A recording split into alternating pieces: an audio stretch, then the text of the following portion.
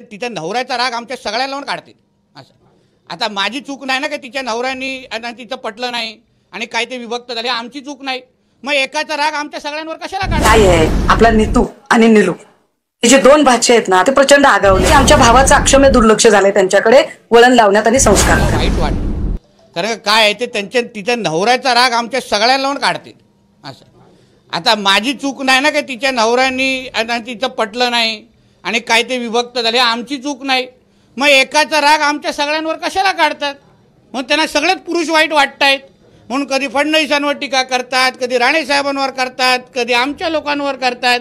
म्हणून त्या नवरा बायकोची भांडणं त्यांनी महाराष्ट्राच्या अन्य पुरुषांवर काढू नये असं ताईंना मी विनंती करतो. म्हणून मला त्यांच्याबद्दल वाईट वाटते आणि माझी निश्चित पद्धतीने सहानुभूती आहे.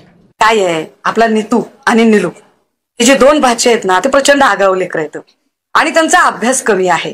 आणि त्याची अडचण अशी आहे की आमच्या भावाचं अक्षम्य दुर्लक्ष झालंय, त्यांच्याकडे वळण लावण्यात आणि संस्कार करण्यामध्ये. आता त्यांना हे तरी कळलं पाहिजे की जो व्हिडिओ तुम्ही ट्विट केलाय त्यातली सुषमा अंधारेची चेहरापट्टी काय दिसते. जो व्हिडिओ 20 वर्षापूर्वीच्या केंद्रीय युवक महोत्सवातल्या एका स्पर्धेतल्या भाषणातल्या खंडन मंडन मुद्द्याचा व्हिडिओ आहे, तो जर ओढून ताणून तुम्ही आणताय, कारण वादविवादामध्ये एक बाजू खंडनाची एक बाजू मंडनाची असते आणि त्यातला जर ओढून ताणून जर आमचा नीतू दाखवत असेल मी समजू शकते, मी अगदीच समजू शकते की ज्या पद्धतीने मी कणकवलीत जाऊन त्यांचा होमवर्क घेतलेला आहे त्यामुळे ते अगदी म्हणजे त्यांची कानशिलं लाल झालेली आहेत. त्यामुळे अशा काळामध्ये त्यांचं अस्थिर होणं बोलणं अत्यंत स्वाभाविक आहे, पण हरकत नाही, आपलेच भाचे आहेत, आपण समजू. की तरफ गए तो और अलग स्कार्फ डाले, फिर बीजेपी की तरफ भी जाने वाले थे और कमल का भी स्कार्फ डाल के फोटो निकाला, फिर थोड़ी बात जरा वहां बनी नहीं, फिर इधर आए, फिर एक बार फिर धनुष बाण डाल के फिर एक स्कार्फ का फोटो निकाले. अभी बोले उनका चुनावी चिन्ह कुछ अलग है, हम आते आते उधर से देख रहे थे. नहीं मी नाही बोलणार, माझ्यावर फार चांगले संस्कार आहेत आणि मला जेवढा सगळ्या धर्मांचा अभ्यास करतो त्यानुसार मला माणसांचा सतसत विवेक जागवणे महत्वाचे वाटते. ज्या ज्या माणसांनी ज्या ज्या पद्धतीने वागले की तुम्ही कपडे बदलल्यासारखे पक्ष बदलत राहिलात कारण तुमचं इमान एकाही पक्षाशी नव्हतं. अब्दुल भाई कयामतच्या दिवशी तुम्ही काय जबाब द्याल त्या अल्लाह तालाला की तुमचा इमानच कुठेच शिल्लक नव्हतं. तुम्हाला काय इमानच्या गोष्टी करता येतील? बरं अब्दुल भाईंचं इमानचं सोडा, अब्दुल भाई प्रॅक्टिकली पण करेक्ट नाहीत. प्रॅक्टिकली पण म्हणजे मी अशी तिकडनं एमटीडीसीच्या रिसॉर्ट्स कडनं येत होते तमा तिकडनं पण एक दिसलं बाबा एवढं मोठं महालासारखं संपर्क कार्यालय, इकडे पण दिसलं, म्हणजे इकडे मी बघितलं तर त्याच्यावरती वर बाण लावलेला होता आणि खाली ढाल तलवार होती. केवढा केमिकल लोचा झालाय अब्दुल भाईचा. म्हणजे एवढे सगळे स्कार्फ घालू घालू त्यांच्या लक्षातच येईना की आपण नेमके कोणत्या पक्षाचे किंवा या पक्षाचं आताचं चिन्ह काय आहे. त्यांचा सगळा गोंधळ उडालाय. पत्रकारांनी जाऊन बघावं मी खोटं बोलत असेल तर. इथं आमचा डिपार्टमेंटचा एक कॅमेरा एक ना एक शब्द नोट करण्यासाठी आहे. आता बघा ते अब्दुल भाई, मी म्हटलं माझी महाप्रबोधनची यात्रा चालू आहे, एकच दिवस भेटला, लेकीला म्हटलं जाऊन येते बाळा, 2च दिवसात जाऊन येते. तर ती म्हणते मम्मा कुठे जायचं? तर म्हणलं सिल्लोडला जायचं. हे ऐकल्यावर गाडीतला एक कार्यकर्ता सांगतोय बाजी आप सिल्लोड को जाने वाली है क्या? तो मैंने हाँ, तो आपको गिनती आती क्या? मतलब बिल्कुल मेरे को गिनती आती. 2 1 जा 2, 2 2 जा 4, 2 3 जा 6, 2 4 जा 8, 2 5 जा 10, बे 2 4, बे 3 6. तो म्हणला बाजी फेल है, आप फेल है. बोले का असली गिनती चालत नाही. अब्दुल भाईला बोलायचं असेल तर गिनती कुठली लागते? एकाकड छक्का, दुरीकड सत्या, तिरीकड आट्या, चौकाकड नौका, ओपन जेऊ देईना क्लोज झोपू देईना. अरे मी बहीण आहे त्याची, बहीण असल्यामुळे कळतंय आपल्याला बी. असं काय करताय? बहीण आहे बी. दादा हो काल आमच्या सभेला उशीर झाला होता तर मग काल जरा घोळ झाला. म्हटलं नको बाबा आज लवकरच निघू. मी 4 वाजता निघाले, 7 वाजता पोहोचले. त्याचं कारण असं होतं की सिल्लोड ते संभाजीनगर एवढा भारी रस्ता होता, नाद करायचा नाही. काचासारखा गुळगुळीत रस्ता, अशी गाडी घसरून पडेल का असं वाटायला होतं. काय विकास केला बरं अब्दुल भाई तुम्ही. 28 वर्षापासून कुंडली मारता आणि सत्तेसाठी इमान बदलता, सत्तेसाठी प्रत्येक पक्षाला टोपी घालायचा प्रयत्न करता, प्रत्येक वेळेला प्रत्येक ठिकाणी मैं तुम्हारा छून बोलता. हाँ, पर आप किसके नहीं हो. कभी कभी मेरे को ऐसी तकलीफ होती है, ऐसे मेरे को दिल में एक डाउट आता, अब्दुल भाई शक आता, आप घर वालों की भी हो कि नहीं. क्या बात चल रही है अब्दुल भाई, ये गलत है, ये सरासर गलत है. आणि अशा माणसाकडून ज्याला कळत नाहीये, मी म्हटलं की मी अब्दुल भाईंना त्यांच्याच बोली भाषेमध्ये बोलायचा प्रयत्न करेल. त्यांना जी भाषा कळते ती. अब्दुल भाई, शायद आपको पता नहीं है कि कुरान शरीफ में क्या कहा है कि माँ के पैरों तले जन्नत होती है. कहा गया है कि औरत, ऐसे कहा जाता है कि जहां पूरी हर मन्नत होती है, जहां पूरी हर मन्नत होती है, माँ के पैरों तले वो जन्नत होती है. अब्दुल भाई, अहो कुठलीही महिला असेल, ती कुणाची तरी आई आहे, बहीण आहे, लेक आहे आणि तिला फार मोठे महत्व आहे. अब्दुल भाई, तुम्ही ज्या पद्धतीने सुप्रियाताईंबद्दल अत्यंत गलिच्छ वक्तव्य केलं ना, त्यामुळे सुप्रियाताईंना फरक पडत नाही. अब्दुल भाई, लोक तुमची लायकी ठरवतात, तुमची वैचारिक पातळी ठरवतात की तुम्ही काय आहात. अशा पद्धतीने बोलता, एका महिलेबद्दल बोलता. दादा हो, तुम्ही विचार करा सगळेजण. मला हो, तुम्ही बघा काय ते. अरे 5 वेळा संसद रत्न असणाऱ्या आणि संसदेमध्ये असणाऱ्या, शीर्षस्थानी असणाऱ्या बाईबद्दल जर अब्दुल सत्तार माध्यमांच्या समोर इतक्या गलिच्छ आणि थर्ड क्लास भाषेमध्ये बोलू शकतात, तर ते अब्दुल सत्तार गावखेड्यातल्या बायकांच्या बद्दल, गोरगरीब बायकांबद्दल काय विचार ठेवत असतील. आणि असा माणूस मला आश्चर्य वाटतं. काय काय म्हणून सिल्लोड मध्ये अरे रेस्ट हाऊस नाही चांगलं, काय म्हणून तुम्ही त्याच्या मागे लागला असाल. तुम्हाला बी लय नाद राव, लयच बेकार नाद तुम्हाला. तुम्ही बी काय लय धड नाही, तुम्हाला काय सांगून उपयोग नाही. हा, नाही दादा, तेवढा भाव नाही, 120चा असेल. म्हणजे मला जेवढा माहितीये तेवढा, बरं का. अरे मी तुमच्यातलीच आहे दादा हो, मी तुमचंच लेकरू आहे. मी काही नेता बिता काही नाहीये, मी तुमचं लेकरू आहे, मी तुमचीच बहीण आहे. त्यामुळे ज्या पद्धतीचं राजकारण, घाणेरडं राजकारण चालू आहे की महिलांच्या सन्मानाबद्दल कायम, बरं हे संवेदनशील अजिबात नाहीत बरं का. तुम्ही विचार करा की जे लोक जितेंद्र आव्हाडांनी नुसतं ताई सरका म्हटल्यावर त्यांच्यावरती विनयभंगाची केस दाखल करू शकतात, तेच लोक अब्दुल सत्तार किंवा गुलाब पाटलांना मात्र गुळमुळीत भाषेमध्ये समज देण्याचा प्रयत्न करतात. म्हणजे देवेंद्र फडणवीस नावाची जी वल्ली आहे ती किती पक्षपाती राजकारण करणारी आहे. देवेंद्रजींना हे अजूनही कदाचित लक्षात येत नाहीये की देवेंद्रजी हे एका पक्षाचे गृहमंत्री नाहीत, तर ते संपूर्ण महाराष्ट्राचे गृहमंत्री आहेत. देवेंद्रजींच्या हे लक्षातच येत नाहीये की तुम्ही महिला सन्मानावर अजिबात गंभीर नाही आहात. कदाचित असं तर नाही ना की देवेंद्रजी तुम्हीच ठरवून मिंधे गटातल्या एका आमदाराला बोलायला सांगता, कारण जरी इमेज बिघडली तरी त्यांची बिघडेल, करिअर बर्बाद झालं तरी त्यांचं होईल, आणि देवेंद्रजी तुम्ही आणि तुमची भाजपा सेफ साईड राहील. कारण देवेंद्रजींनी जे भयंकर राजकारण सध्या या राज्यामध्ये सुरू केलेलं आहे, उद्याला नवल वाटू नये जर देवेंद्रजींनी भविष्यात अगदी येणाऱ्या इलेक्शन मध्ये सुद्धा दस्तूर खुद्द नरेंद्र मोदींच्याच समोर पक्षांतर्गत आव्हानं जरी उभी केली तरी नवल वाटू नये. इतकी सध्या देवेंद्र टीमची तयारी चालू आहे.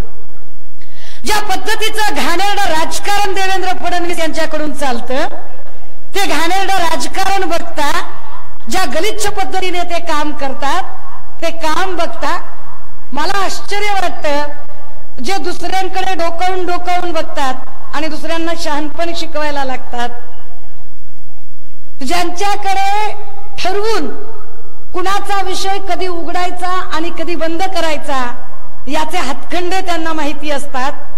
एखादी फाईल त्यांच्याकडे माणूस आला की क्लोज होते, त्यांच्या पासून जर माणूस लांब गेला की ती फाईल पुन्हा ओपन होते. हे राजकारण याच्या आधी कधीही या देशात या राज्यात घडलं नव्हतं. दादा हो, प्रश्न फक्त शिवसेनेतून काही लोकांनी गद्दारी केली एवढा नाहीये, प्रश्न त्याच्याही पेक्षा गंभीर आहे. ही महाप्रबोधन यात्रा फक्त आणि फक्त गद्दारांना काहीतरी ऐकवायचंय म्हणून इथपर्यंत आले यासाठी नाहीये. ही महाप्रबोधन यात्रा खऱ्या अर्थानं तुमच्या सगळ्यांशी संवाद साधण्यासाठी आहे आणि तुम्हाला आठवण करून देण्यासाठी आहे. कारण विसरण्याचा एक मोठा शाप निसर्गाने आपल्याला दिलाय आणि तुम्हाला विसर पडू नये असं वाटतंय. तुम्ही जरा आठवून बघा की 2014ला भाजपने श्रीमान नरेंद्र मोदी यांच्या नेतृत्वाखाली ज्या निवडणुका लढल्या त्या निवडणुकांमध्ये प्रधान मुद्दा काय होता? त्या निवडणुकांमधला प्रधान मुद्दा हा फक्त आणि फक्त महागाई महागाई महागाईवर ते बोलत होते. नरेंद्र मोदी जिकडे तिकडे सांगत होते महंगाई बहुत हो चुकी. तुम्ही सुद्धा ऍडव्हर्टाइज बघत होता टीव्हीवर, बहुत हो चुकी महंगाई की मार आपकी बार. नाही नाही नाही, आता नाही, आता नाही. बहुत हो चुकी मोदी जी आपकी महंगाई की मार आपकी बार नहीं सहेंगे आपकी इमोशनल अत्याचार. आता मोदीजींना हे सांगायची गरज आहे की किती महागाई वाढावी. 10 वर्षात महागाई मी समजू शकते, 100 रुपये, 150 रुपये, 200 रुपये. दादा हो, 300 रुपयाला मिळणारा गॅस सिलेंडर आता 1200 रुपयापर्यंत गेलेला आहे. कधी काळी 100-150 मध्ये जो टीव्हीचा रिचार्ज व्हायचा त्याला आता 450-500 रुपये द्यावे लागतात. ज्या जिओचं भलं करण्यासाठी मोदीजी काम करत आहेत. कारण तुम्हाला माहिती असेल की खूप आधी आपल्याकडे फोन होता तेव्हा BSNL ची रेंज यायची. आता BSNL ची रेंज नाहीये. मध्ये मध्ये झालं असं की लोक आपापसात बोलायला लागले, अरे BSNL बंद आहे, BSNL बंद आहे, BSNL ची रेंज येत नाही, BSNL ची रेंज लागत नाही. मग काय करा? दुसरं कार्ड घे रे, दुसरं कार्ड घे. कुठलं कार्ड? जिओचं कार्ड घे. ठरवून सरकारी कंपन्या बंद पाडायचं पाप आणि ठरवून खाजगीकरणाकडे देण्याचं पाप मोदीजींच्या काळात झालं. मोदी सारखे म्हणायला लागले, काही बोललं की बघा हा साम्य किती आहे. मोदीजी मध्ये आणि एकनाथ भाऊ मध्ये साम्य किती आहे बघा. मोदीजींना काहीही विचारलं की त्यांनी एकच सुरू केलं, 70 साल में जो हुआ था, 70 साल में ऐसे हुआ. काही विचारलं की 70 सालची टेप वाजवा लागले. पण मोदीजींना कळलंच नाही की मोदीजी उसी 70 साल में जो बहुत बड़े बड़े एयरपोर्ट बनाए गए उसी एयरपोर्ट पर आप उतर रहे हो और वहीं से आप हवाई जहाज में बैठ रहे हो. 70 साल में वही स्कूल बनाए गए जिन स्कूलों में अब आपके इलेक्शन के वोटिंग के बूथ लगते हैं. ये सारे स्कूल उन्हीं 70 सालों में बनाए गए थे. मोदीजी जेव्हा जेव्हा 70 साल म्हणत राहिले, तुम्ही लक्षात घ्या की दोघांमध्ये काय फरक आहे. ते 70 साल म्हणतात आणि आता एकनाथ भाऊ कुठलाही प्रोजेक्ट जेव्हा महाराष्ट्राच्या बाहेर जातो आणि आपण त्यांना काही बोलतो तेव्हा ते म्हणतात आधीच झालं होतं, आधीच केलं होतं. म्हणजे लोकांना वेड्यात करायचा कार्यक्रम काय आहे. मोदीजी जाहिरातीमध्ये प्रसिद्ध. मोदीजींच्या जाहिराती म्हणजे बघायचं काम नाही. मोदीजींचं ड्रेसिंग, मोदीजींचा सूट, मोदीजींचा बूट, मोदीजींची हवा, मोदीजींच्या ऍडव्हर्टाईज, मोदीजींची स्टाईल.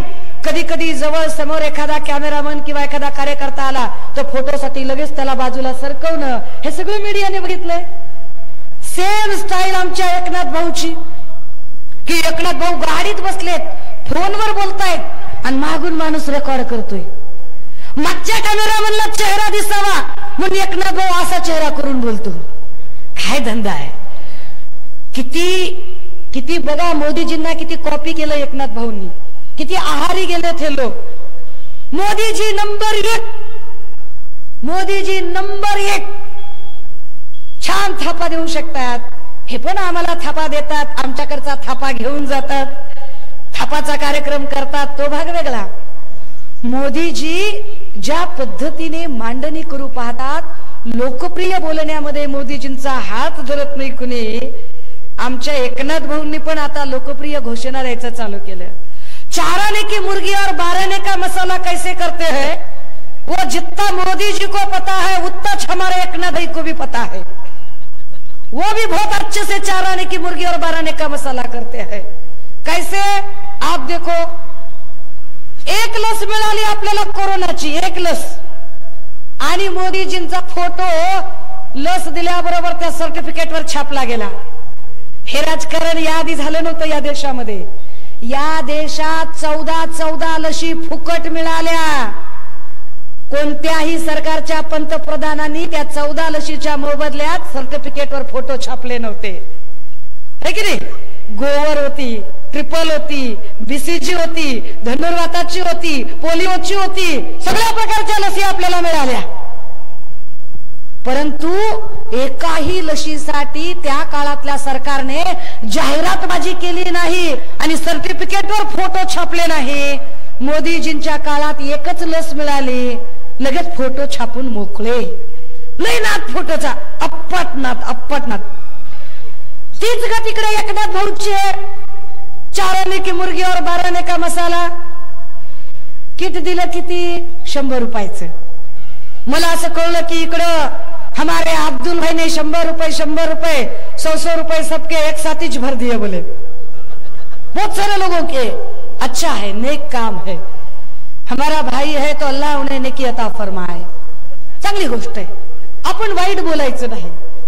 पर अब्दुल भाई सच्ची बताओ, अपने दिल पे हाथ रख के बताओ कि उस किट में जो पाम तेल दिए थे, क्या उस पाम तेल से बड़े गुलगुले आप खाओगे कभी? अत्यंत निकृष्ट दर्जाचं पाम तेल ज्या किट मध्ये दिलं गेलं आणि इथल्या महाराष्ट्राच्या जनतेच्या आरोग्याशी खेळण्याचा प्रयत्न झाला. मोदीजींसारखे जाहिरातबाज हे लोक की एक किट दिलं आणि त्या किटच्या मोबदल्यामध्ये किटपेक्षा जास्त किंमत ही त्या किटचं प्रिंटिंग, फोटो आणि पॅकेजिंग याच्यावरती आणि त्याच्या जाहिरातबाजीवरती खर्च झाले. काय घाणेरडं राजकारण आहे, काय गलिच्छपणा आहे. अब्दुल भाई, जर तुम्हाला खरंच असं वाटतंय कि नहीं मैं लोकांचे प्रश्न सोडतो और मैं हिंदुत्व के खातिर जा रहा हूं, अब्दुल भाई खैर छोड़िए. हमारे सारे मुसलमान भाई तो है, वो अपने खून पसीने की और अपनी कमाई की खाएंगे, उनको आपके एहसानों की जरूरत नहीं है. किंतु अगर आप बोल रहे कि मैं हिंदुओं के लिए हूं, तर मग सिल्लोड मधल्या हिंदू स्मशानभूमीचा प्रश्न अजूनही अब्दुल भाई तुम्ही का सोडवत नाही? का बरं हिंदूंच्या स्मशानभूमीला अजूनही जागा मिळत नाही? ते का बरं अनधिकृत जागा ती सांगितली जाते? अब्दुल भाई, तुम्ही किती डुप्लिकेट वागावं, किती खोटं बोलावं, त्याला काही मर्यादा? इकडे छत्रपती शिवाजी महाराजांचा केवढा सुंदर देखणा पुतळा, आणि पुतळा दिसतच नाही, कारण यांचे सगळे सुपारीबाज कॉन्ट्रॅक्टर, सेंटर पंटर यांची सगळी अनधिकृत बांधकाम आणि यांचे बॅनर. का तर ते अब्दुल भाईचे हुजुरे जी हुजूर करून पुढे चालणारे आहेत, मग त्यांच्यासाठी तुम्ही ठेवता. अब्दुल भाई, तुम्ही असं वाटत नाही का तुम्हाला की तुम्ही जी डोक्यावर गांधी टोपी घालताय त्या गांधी टोपीचा तुम्ही अपमान करताय? कारण जी गांधी टोपी सत्य आणि अहिंसेसाठी होती, अब्दुल भाई, तुमचा आणि सत्याचा लांब पर्यंत कसलाच संबंध नाही. मुळात सत्य या शब्दाचा विरोध आहे. अगदी शब्द म्हणजे अब्दुल सत्तार म्हणावं की काय, इतकी वाईट अवस्था आहे. अरे तुम्ही तरी शहाणपण सांगायचं आणि शेंड्यावर शहाणा होऊन त्यांनी बोलायचं. दादा हो, ह्या सगळ्यांमध्ये तुमच्या पदरात काय पडलं? ज्या मिळायचे त्याला 50 खोके मिळाले, ज्याला मिळायचं त्याला मिनिस्ट्री मिळाली. मी एकाला विचारलं, अरे हे राजकारण चलतंय कसं रे? काय गणित असेल बरं ह्याच्या राजकारणाचं? जर शहरामध्ये रस्ते चांगले नाहीयेत, शहरामध्ये स्मशानभूमी नाहीये, शहरात एवढे सगळे प्रश्न आहेत, हे चलतंय कसं कार्ड? त्यानं फार चांगली गंमत सांगितली. म्हणला गडी लय झाबाज आहे. गडी असला काही खेळ खेळतोय, ह्याने एकच खेळ धरलाय. एक 100-200 माय मावल्यांना राखी बांधायला जायचं, 200 बायकांना राखी बांधायला जायचं. 200 बायकांच्या सासरचे, माहेरचे, आजूबाजूचे, ओळखीचे प्रत्येकाचे जरी धरले, एका बाईला राखी बांधणं म्हणजे तिचे नातेवाईक इकडचे तिकडचे आणि तिचे पै पाहुणे 100 जरी धरले आणि अशा 400 माय मावल्यांकडून राखी बांधली की झाले. एवढ्या ह्याच्यावरती अब्दुल भाई किती लोकांवरती इमोशनल अत्याचार कराल आणि किती खोटं बोलाल. पण खोटं बोलणं तुमची फितरत आहे. प्रताप ते म्हणाले की मागच्या वेळेला इकडे सभेचा प्रॉब्लेम केला यांनी. म्हणजे आदित्य साहेबांची सभा नाही होऊ द्यायची. बापाची पेंड आहे तुमच्या. जर भारतीय राज्यघटनेमध्ये प्रकरण 3 कलम 19 नुसार प्रत्येकाला बोलण्याचा, लिहिण्याचा, छापण्याचा, सभा घेण्याचा, भाषण करण्याचा अधिकार दिलेला असेल आणि सगळ्यांच्या सभा होतात, तर तुम्ही घाबरता कशाला? तुम्हीच आहात ना ते अब्दुल सत्तारजी जे म्हणाला होतात की हिम्मत असेल तर मी राजीनामा देतो, तुम्ही राजीनामा द्या, मी लढायला तयार आहे. अब्दुल सत्तारजी तुम्ही टीव्ही चॅनलवर म्हणताय मी राजीनामा देतो, पण तुम्ही इतके घाबरता आणि लगेचच पळपुट्यासारखा पळ करता की तुमच्याच मतदारसंघात येऊन जेव्हा सन्माननीय आदित्य ठाकरे सभा घ्यायची ठरवतात त्यावेळेला मात्र तुम्ही सभेची परवानगी न करता आणि पालकमंत्री असल्याचा माज दाखवता. अब्दुल भाई तुम्हाला असं वाटेल की माझ्या मागे खूप माणसं बसली आहेत म्हणून मी फार बोलतेय. तुम्ही ठरवलं आणि तुम्ही सांगितलं ना, तर तुमच्या सिल्लोड मध्ये मी तुम्हाला एकटी सुद्धा येऊन बोलायला तयार आहे. उतना जिगर रखती मैं उतना जिगर रखती हूँ और मैं बेईमानी नहीं करती हूँ और मैं शर्मिंदा नहीं हूँ और शर्मिंदगी नहीं है मुझ में. मैं छाती ठोक के बात कर सकती हूँ. दादा हो, ही महाप्रबोधन यात्राच यासाठी आहे की ज्या पद्धतीचा गलिच्छपणा की लोकांचे प्रश्न बाजूला टाकले जावे. टीईटीच्या घोटाळ्यावरती फार बोलले आमचे सगळे सन्माननीय नेतेगण. मी टीईटीच्या घोटाळ्यावरती आता पुन्हा जाणार नाही. पण राजे हो, परिस्थिती काय आहे? आमच्या सगळ्यात सुशिक्षित बेरोजगारांची, ज्यांना नोकऱ्यांचे फॉर्म भरावे लागतात, आज घडीला म्हणजे तुम्ही बघितलं असेल की साधारण 5-7 वर्षांपूर्वी प्रत्येक गावामध्ये एसटीडी बूथ सेंटर दिसायचे. 10 वर्षांपूर्वी आता प्रत्येक गावांमध्ये जिथे एसटीडी बूथ सेंटर होते तिथेच महा ई सेवा केंद्र सुरू झालेले आहे. आणि हे महा ई सेवा केंद्रांमधून काय होते तर महा ई सेवा केंद्रांमधून नोकऱ्यांचे अर्ज भरून घेतले जातात. कारण गोरगरीब लेकरांकडे लॅपटॉप नाहीयेत, कम्प्युटर नाहीयेत, त्यांना फॉर्म भरता येत नाही, म्हणून फॉर्म भरायला ते महा ई सेवा केंद्राकडे जातात. किती फॉर्म भरले जातात, कसे फॉर्म भरले जातात? तर फॉर्म भरण्यासाठी त्याला चलन भरावं लागतं 300, 400 ते अगदी 700, 1200 पर्यंत. आणि फॉर्म भरण्याचे पैसे म्हणून महा ई सेवा केंद्राकडे पैसे द्यावे लागतात 100 ते 200 रुपये. राजे हो, स्टेट बँक ऑफ इंडियाचं जे निव्वळ नफा उत्पन्न निघालं ना, त्या स्टेट बँक ऑफ इंडियाने निव्वळ नफा उत्पन्नाचे आकडे सांगताना सांगितलं की स्टेट बँक ऑफ इंडियाला जो नफा झाला त्यातल्या नफ्याचा सगळ्यात मोठा सोर्स काय होता तर सुशिक्षित बेरोजगार लेकरांनी जे नोकरीसाठीचे जे अर्ज भरले त्या अर्जाच्या चलांचे पैसे. कशाचे पैसे सरकारने खावे? नोकऱ्यांना आमची लेकरं लागत नाहीये. जागा दाखवता 100 जागेसाठी लेकरं फॉर्म भरतात 10,000 जागांच्या साठी एका लेकराला 500 ते 700 रुपयाचं चलन भरायला लागतं. पैसे कुणाच्या खिशात जातात? बरं, एवढे आम्ही भरतो, आम्ही पैसेही भरतो, पुढे काय होतं त्याचं? एक तर पेपर फुटला म्हणतात, नाही तर भरती पुढे ढकलली म्हणतात, नाही तर काहीतरी अडचण आली म्हणतात, पुन्हा फॉर्म भरायला सांगतात, पुन्हा तेच करायचं. शेतकरी बापाला वाटतंय की आपलं लेकरू शिकायला लागले, आपल्या लेकराला नोकरी लागणार आहे. ते पोटाला चिमटा काढतंय, घरातलं शेरडू विकतंय, बायकोच्या घरातलं किडूक बिडूक घाण ठेवतंय, पण त्या लेकराला 2-2,500 रुपये देतंय. आणि उपयोग काय? नोकरी नाही लागत त्या लेकराला. सॅच्युरेशन वाढत जातं. बेरोजगारी वाढत जाते, पण शेतकऱ्याचे प्रश्न ह्यांना काय कळणार? हे गबर झाले ना, हे गबर झाले open close open close open close करत, आणि हेच केलं जिंदगीभर, हे गबर झाले. आणि आता जरी हे कृषी मंत्री आणि काही जरी झालं, ह्यांना काय कळावं कृषी मंत्री? अरे ज्याला रुंड कळत नाही, ज्याला दांडा कळत नाही, ज्याला पारी कळत नाही, पेरणी कळत नाही, दारं धरायचं कळत नाही, ज्याला असं पीक असं हातात घेतल्याबरोबर अरे ह्याच्यावर कोणती फवारणी करायची, किती दिवसानं करायची हे ज्याला कळत नाही, असा कृषी मंत्री असतो का रे दादा? हो, ह्याला कळतच नाही की लाल्या कधी पडतंय, ह्याला कळतच नाही की सोयाबीनचं काय होतंय, फवारणी किती दिवसांनी करायची असते, ह्याला कळतच नाही. ह्याला काय म्हणते, सोयाबीन गोळा करून ठेवलेला आहे, पाऊस पडला म्हणून काय झालं?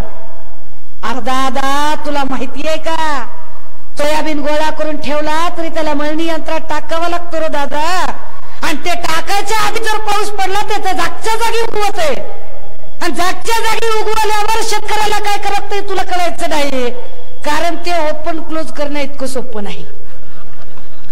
येथे पाहिजे जातीचे येरा गबाळ्याचे काम नव्हे. कोरडवाहू शेतकऱ्यामध्ये, कोरडवाहू शेतीत राबणारी माझी माय आहे, शेतातलं मला कळतंय, मी गोरेबाचं लेकरू आहे, मी कष्टकऱ्याचं लेकरू आहे, मी कष्टाची भाकरी खाणाऱ्याचं लेकरू आहे. मी कोणाची हरामची कमाई खाल्ली नाही, कोणाला कधी चीट केलं नाही, कोणाला कधी फसवलं नाही, आणि तुमच्यासारखं दलबदलू राजकारण तर चुकूनच केलं नाही. आणि अशा दलबदलू राजकारणामध्ये इथे काय फरक पडला? काय सिल्लोडमध्ये MIDC आली का सिल्लोडमधल्या लोकांना काही काम धंदा लागला? अरे का मला तुमचा जास्त वैताग येतो कसला? का विचार केला गेला नाही या सगळ्या गोष्टींचा, की जी माणसं स्वतःच्या तुंबड्या भरण्यासाठी अगदी फटाफट फटाफट फटाफट प्लॅटफॉर्म बदलत जातात, त्या माणसांनी आपला विचार कधी करावा, कधी त्यांना आपलं म्हणणं पटावं? बरं त्याच्यावरती होतं काय माहितीये का, की बरोबर निवडणुका जिंकताना, निवडणुका पुढे आल्या की धार्मिक दंगली ठरलेल्या, पार्टिशन डिवायडेशन आणि डिवाइड अँड रूल पॉलिसी ठरलेली. अरे आपण हिंदू आहोत का आपण मुसलमान आहोत? हिंदू कितने हैं और मुसलमान कितने हैं? इससे एक ज्यादा बड़ी बात नहीं है क्या कि हम सारे इंसान की औलाद और इंसानियत की तौर पर रहना चाहिए? असं नाही का वाटत की या देशाची संविधानिक चौकट वाचवायची आहे, आणि ती चौकट वाचवण्यासाठी धार्मिक वाद करण्यापेक्षा चला या देशाचे नागरिक म्हणून उभे राहूया, कारण या देशाची सगळी संविधानिक चौकटच जर भारतीय जनता पार्टीकडून तोडफोड केली जात असेल, ती सगळी चौकटच मोडीत काढून आपल्याला वाटेल त्या पद्धतीने कायदे आणि वाटेल त्या पद्धतीने जर इथे गोष्टी चालवल्या जात असतील तर त्याचा विचार करावा लागेल.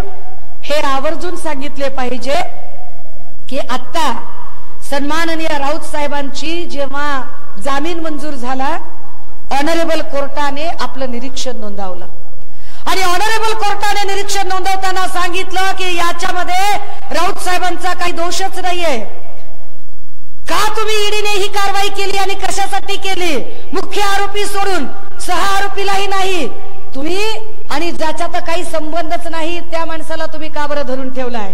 ईडी वाटेल त्याला आत घालेल का? ऑनरेबल कोर्ट विचारते. याचा अर्थ असा आहे की 5008 केसेस ईडी कडून दाखल झाल्या आतापर्यंत. 5008 केसेस पैकी कन्व्हिन्शनला किती गेल्या? तर फक्त 8 केसेस कन्व्हिन्शनला गेल्या. म्हणजे रेट ऑफ कन्व्हिन्शन काय आहे? तो 0.5% कमी आहे. मग ज्या 5000 केसेस दाखल झाल्या त्या कशासाठी, कुणासाठी दाखल केल्या? या 5000 केसेस सुडाचं राजकारण करण्यासाठी होत्या का? आणि जर असं असेल तर मग ईडीचं कार्यालय बंद का करू नये? ईडीची गरज काय आहे मुळात? याच्यावरती प्रश्न विचारले गेले पाहिजे की काय पद्धतीने तुम्ही स्वायत्त यंत्रणांचा गैरवापर करता आणि स्वायत्त यंत्रणा तुमच्या स्वतःच्या फायद्यासाठी वापरता. मग इथे ईडी असेल, सीबीआय असेल किंवा इलेक्शन कमिशन असेल, केसेस दाखल करणं तर जसं आम गोष्ट झालेली आहे. काय केसेस दाखल केल्या जातात? अगदी वाटेल त्या पद्धतीने, वाटेल तशा केसेस वाटेल त्या पद्धतीने. म्हणजे आमच्या गटात आलास तर आम्ही तुला सगळ्या केसेस मधून मुक्त करू, आमच्यापासून विभक्त झाला लागलास तर तुला लगेचच आम्ही तुझ्यावर केसेस टाकू, तुला आत टाकू. बोल तुला कोण आहे ते. अशा पद्धतीनं एक एक एक एक केस टाकली जाते. एका एका माणसाचा आवाज जायबंदी करण्याचा प्रयत्न होतो. पण दादा हो, या महाप्रबोधन यात्रेच्या निमित्ताने मी हे सांगितलं पाहिजे आपल्याला की हे सगळं राजकारण चालू असताना गेले 5 महिने तुम्ही टीव्ही लावला की टीव्हीवर बातम्या काय आहेत.